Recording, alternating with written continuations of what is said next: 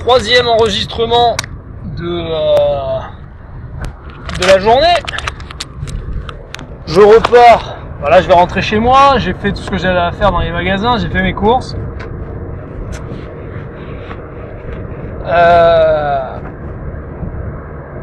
Donc en arrivant dans le magasin, en fait, il y avait déjà une musique d'ambiance. Mais elle n'était pas très forte, voilà, on l'entendait à peine.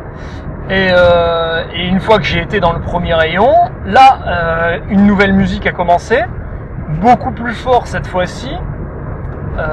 Et les premières paroles étaient, alors je connais pas du tout la chanson, étaient I'm not sorry for the damages, c'est-à-dire je ne m'excuse pas pour les dommages causés. Voilà. Donc c'est le genre de message qu'on peut me faire passer, voilà. Donc des musiques dans les lieux publics qui sont mises non hasardeusement, qui sont donc dont le son est augmenté pour attirer votre attention vers la musique. Et voilà. Mais en fait, il parle tout seul, à vrai dire, parce que j'en ai strictement rien à cirer. Et d'ailleurs, j'en avais déjà parlé. Au final, c'est uniquement, purement et simplement que de la persécution. Ça ne sert à rien. Ils se parlent à eux-mêmes, en fait. Je ne sais pas pourquoi ils font tout ça depuis autant de temps, en plus, puisque ça n'a strictement aucune utilité. Et ça a un coût quand même.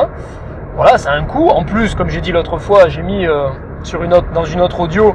J'ai mis en place toute une série de techniques pour réussir à les éviter, à ne pas voir ni entendre tous ces messages inutiles, voilà, qui vous encombrent la vie et le cerveau pour rien. Donc voilà, là j'ai pas pu l'éviter. Et j'ai écouté les paroles et voilà, et ça vous ramène à eux, ça vous ramène encore à eux. Voilà.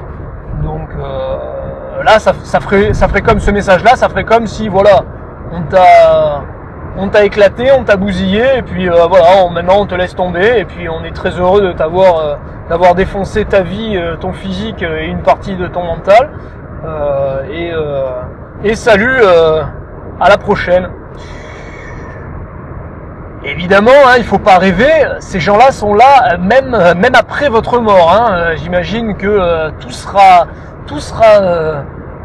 au millimètre près surveillé le jour de mon décès et même dans les jours qui vont suivre, parce que ça s'est passé comme ça avec mon père et que donc ça ne peut pas se passer autrement avec moi. Ils ont été là jusqu'à sa dernière heure pour le bousiller et pour assurer un décès à un jour précis. Et pour tomber sur la gueule de la descendance qu'on avait déjà bien allumée, pour éviter qu'elle devienne trop puissante sans être dans leur poche. Et donc voilà, maintenant ça tombe sur moi, je me fais cramouiller la gueule et cramoisir la gueule et au suivant, ensuite, quand le patrimoine descend, ma part de la maison et le pognon que j'ai de côté, ça passe au suivant. Donc si j'ai des enfants, ça tombera sur les enfants, si j'ai des sœurs, ça tombera sur les sœurs. C'est comme ça, voilà. Tout le monde doit y rester. Tous ceux qui n'ont pas accepté doivent y rester. C'est comme ça. Doivent s'en prendre plein la gueule. Et si on arrive à la retraite, c'est vraiment de la chance pure et simple. Voilà, j'étais complètement déglingué dans le magasin. J'ai oublié de peser la moitié des fruits et des légumes. Il a fallu que je retourne les peser. Quand je reviens en caisse, je les balance directement dans le caddie, alors que justement ils n'ont pas encore été scannés, donc il fallait les passer à la caissière. Donc voilà, j'oublie tout complètement. J'arrive en fin de journée là, je suis complètement grillé, j'ai la tête à côté de la mémoire à côté de mon esprit, à côté de mon corps. Là, je reçois en ce moment, quand j'en parle, des coups de rayon dans le cœur, des gros pincements pour me dire meurs, vous voyez. Donc il y a ce genre de choses là. Quand je me rends compte dans le magasin ou ailleurs, peu importe l'endroit, que j'ai oublié des choses ou que je fais n'importe quoi alors que jamais dans ma vie ça m'est arrivé. Je suis encore jeune quand même, j'avais le temps d'avoir ce genre de perte de mémoire, hein.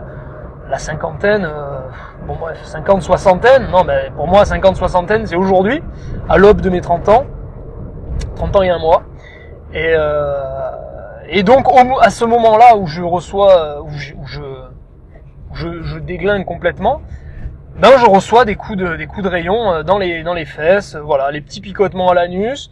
Donc voilà, petit picotement à l'anus, contraction du muscle fessier ou picotement du bout des majeurs. Voilà, picotement du bout des majeurs. Ces trois signes-là vous disent qu'ils vous la mettent bien profond, hein, voilà. Malgré le fait que vous soyez tout à fait normal et que dans votre vie vous n'ayez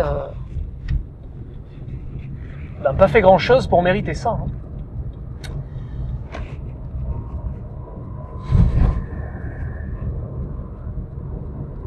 Qu'est-ce que je peux dire d'autre? Pas grand-chose. Il s'est rien passé sur l'autoroute. J'arrive sur le petit chemin de chez moi.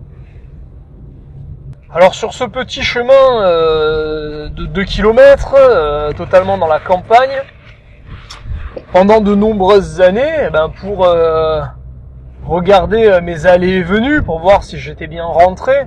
Alors c'est pas que moi, hein, c'est la famille, c'est l'entourage, c'est les amis, c'est tout le monde en fait, hein, toutes les personnes qui de près ou de loin sont en contact avec une personne comme moi bénéficient de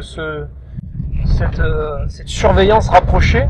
Donc sur ce petit chemin de 2 km, de nuit comme de jour, alors que ça amène à un hameau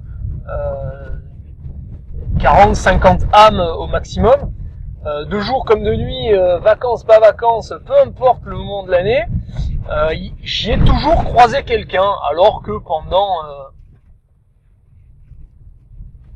pendant des années et des années, je pouvais faire des allers-retours en vélo pendant 1 heure et demie, je croisais pas un chat, pas une souris.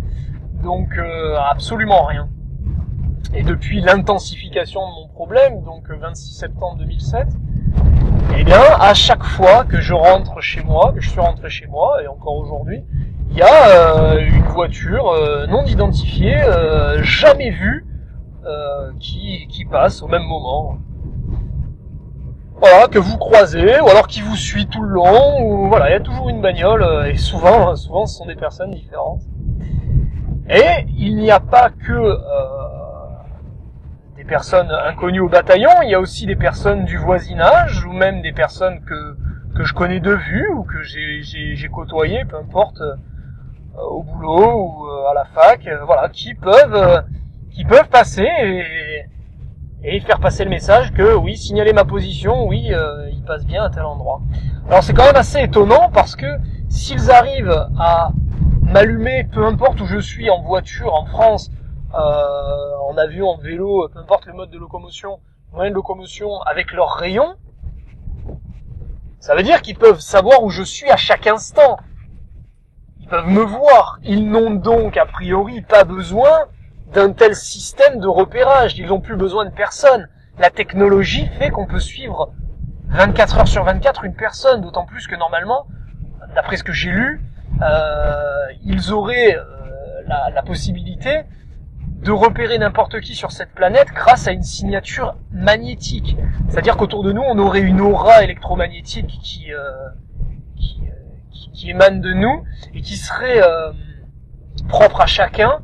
Comme on est tous absolument différents les uns des autres, et uniques en fait, les 7 milliards d'êtres humains sont uniques, et ben ils sont uniques aussi au niveau signature électromagnétique. Et donc grâce à ça, ils pourraient nous repérer n'importe où. Donc il est possible, j'en suis pas certain, que ce système de repérage soit uniquement mis en place dans un but de gangstalking, de track. Moi j'appelle ça plutôt en français pour franciser le mot, une battue, voilà, de battue. Donc ce système de battue serait uniquement mis en place pour vous persécuter, pour vous faire peur, pour intimider uniquement. et pas dans un but réellement de savoir où vous êtes à un instant précis. Voilà, je sais pas exactement ce qu'ils ont derrière la tête, hein, j'ai beaucoup plus de questions que de réponses, je me pose de plus en plus de questions, mais beaucoup restent sans réponse.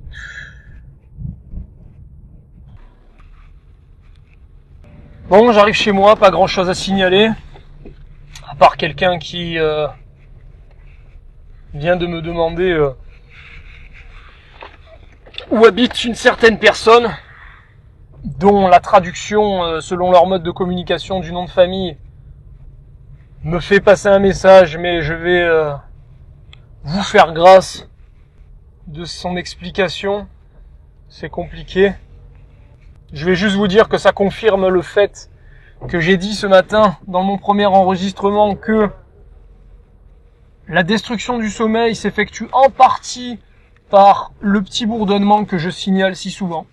Voilà. Ça me confirme ça. Sans rentrer plus dans les détails. Bon, je remercie les courageux qui m'ont écouté. Et à une prochaine.